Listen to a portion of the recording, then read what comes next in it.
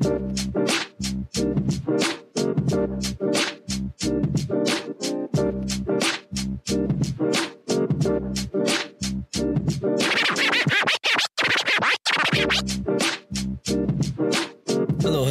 everyone. This is Thinking to Think, the critical thinking podcast where we analyze topics such as civics, history, culture, philosophy, politics, and current events through a critical thinker's lens. I am your host, the social studies educator, Michael Antonio Aponte, also known as Mr. A. Every Sunday, we will have a new episode within these topics, as well as occasional special guests and recorded lectures with my students. So please subscribe, share, listen, and let's build a critical thinking society together. I always love introducing this topic to my students by asking the question, how would you like to get what you want? I usually get a what or a huh or nah, I don't believe you. But this question is my segue into rhetoric. See, critical thinkers need to understand how to influence to avoid being easily influenced. We see rhetorical strategies in elections, the news, commercial advertising, government, media, and organizations. And the best way to understand it, you first need to define and learn how it is used on you. Rhetoric is described by the famous philosopher of ancient Greece, Aristotle. His death was around 322 BC. That's how long ago it was. And to put it in a bigger perspective, he was also the mentor and teacher to Alexander the Great.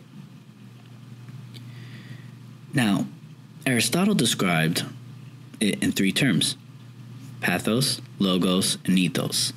Pathos is the emotional appeal, pulling the emotional strings.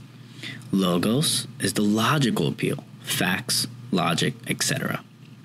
Ethos appeals to credibility, convincing the audience or the person you're trying to sell to that you can be trusted. Now, most advertisements and propaganda will use a minimum of 2 out of the 3 being the most effective yet most difficult to pull off. But I want to examine a few and give you an idea. So, for this one, I want you to close your eyes. Close them and imagine this. Imagine your favorite athlete. They are performing at their greatest. They're working vigorously. Sweat is dripping down to the floor. They look exhausted, and yet they're still fighting. And they had to stop. And as they're breathing heavily from their heavy practice, they grab a drink. It's an advertisement for a sports drink, which they hold conveniently, showing you the logo. You have experienced ethos and possibly pathos if you appreciate the sport or athlete. Now, let me give you another example for those that are not into sports. A beautiful, sexy celeb they're in their home. They're wandering around just aimlessly in their mansion. And they look lonely and sad. They take their phone out and begin to open up an application that you happen to see. And they're smiling as they're swiping right. And then the question comes, could you be the next one? Now, I just made that up, but imagine the power that something like that has on someone that is single and happens to love that particular actor. Let me give you another one, but more of a historical text. And this is in the 1930s and 40s. This was an extremely popular and normal strategy used to support the industry. A cigarette company publishes an ad in a magazine stating 4 out of 5 physicians or 4 to 5 dentists approve this company over the other. This is an example of logos and ethos, because the seller is not only trusted, but they are stating a quote-unquote fact. And you can also experience the 1930s and 40s a little step further on the rhetoric when you see films, black and white films. The protagonist embracingly, kisses the love interest, and then it fades to black. And then before you know it, you see them in the bedroom and they look like they're getting themselves together. And then the lover asks the protagonist if they can have a cigarette or if they have one. Now, I'm going to give you another example that may trigger some of you. And that's okay, because that's what we're here for. An elected official describes a group of Hispanic people who are part of an organized crime syndicate as animals for their cruelty to other people. The media begins an outcry of rage. Some reporters are crying, stating, "How could he say that Hispanics are animals?" They invite experts to discuss how deplorable this elected official is and the correlation between Hispanics and animals.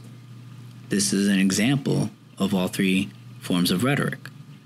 Now, how is the third example all three?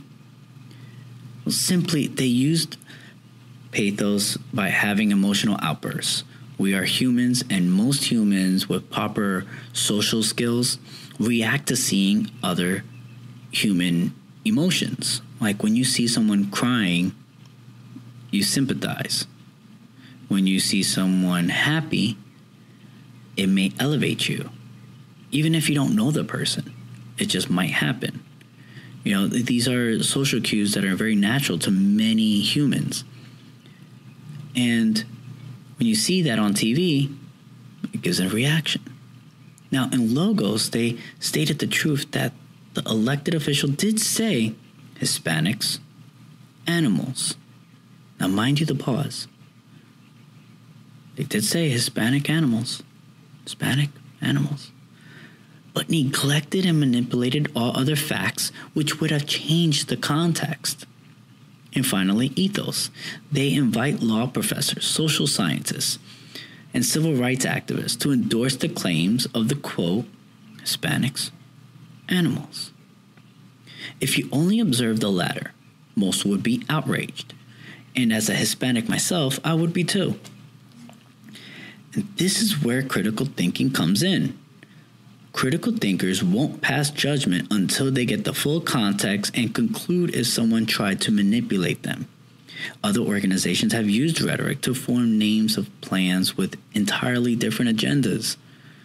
One historical example is the Final Solution, which was the Nazi Germany's plan for a, quote, better future and solve the German problem. Now, the Final Solution was a plan to exterminate an entire race of Jewish people. And thankfully, they failed. To that extent, they still managed to kill 2.7 million people. Another example would be the Great Leap Forward. The Great Leap Forward. The Chinese Communist Revolution that brought the deaths of 20 to 46 million people. These are only two of many examples that come to mind in history, but I want to redirect and analyze more to the present and the political and civil matters. Around 9/11, shortly after 9/11. Now, I'm from New York. 9/11 was, as of this recording, was just a few days ago, and it always hits home to me. I was raised in Woodside houses, which is projects, and on the roof of my building, I was able to see the entire skyline of Manhattan on the east side. But the towers used to always stand out. And to give you more of a context of how close proximity, if you take the subway, it was approximately 7 to 10 minutes, if I remember correctly. But if you walked it, you can get there under an hour, which was walking distance. I mean, it wasn't bad on a nice day. You just walk over the Queensboro Bridge,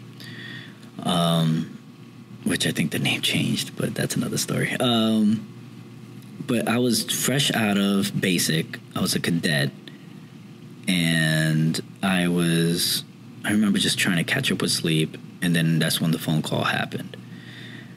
And then everything just spiraled. Like, I remember hearing fighter jets flying over. Okay. That was, quite the moment, an experience for me. And I wasn't scared. I was very angry at the situation, like most Americans. And that leads me to the Patriot Act. The Patriot Act was signed approximately 45 days after the incident 9/11. However, it was created, I believe, a few years before 9/11 happened. It was just sitting on a desk. So that's one of those moments that never let a disaster go to waste. But this massive bill, the Patriot Act, and there was a time where everyone was patriotic. We had American flags everywhere. And the Patriot Act was a major surveillance overhaul to monitor and record Americans without a warrant. You don't need a judge. It was giving, I don't want to say unlimited power, but a significant amount of power to the federal agencies and the politicians. And I mean, we look back on it now. I mean, it's Monday Night Quarterback it now, and it's ridiculous. We're like, oh my God, I can't believe that was signed. But we did. Fear, anger, all those things, it just aligned. And then Patriot Act came about. Now it's under a different name, but, the game is still the same. Now, what about organizations? Organizations use rhetoric for their names despite having different agendas. Now, why would an organization use a name to influence your emotions? Why would you hide an agenda behind a name that has nothing to do with your mission?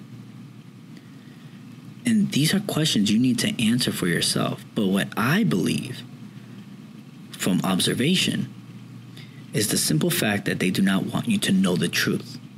It's a game, using your emotions to earn credibility and to gain power.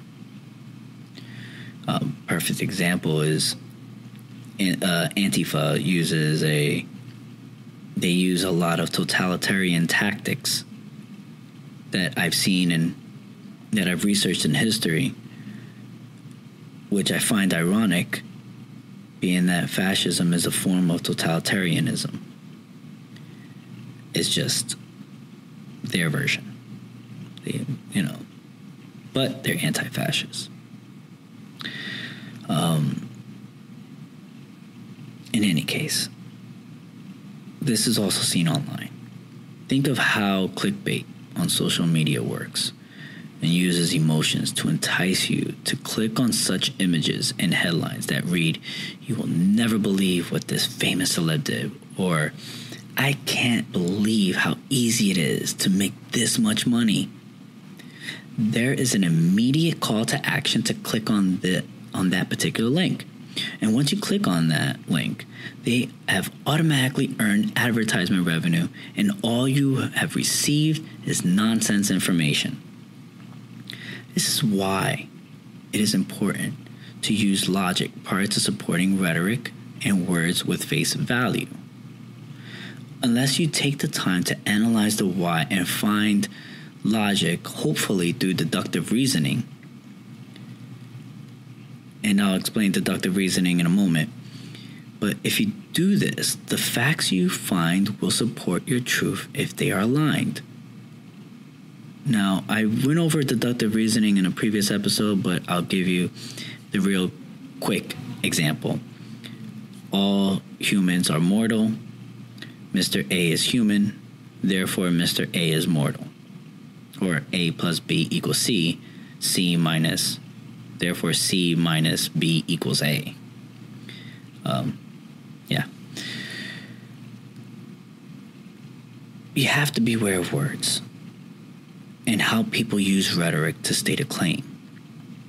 Look at the power of words used by the Nazis in order to attempt to annihilate a race, or how communism created the desolation of millions of people.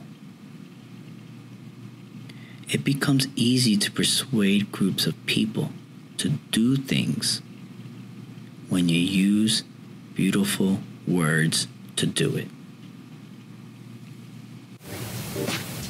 Thanks for listening to Thinking to Think with Mr. A. If you like our show and want to know more, check out my website in the description, or please leave us a review on iTunes, Spotify, whichever platform you heard this episode. Please do not forget to share and spread the word. Join us next week where we will continue the fight to build a critical thinking society. Thank you and have a beautiful week.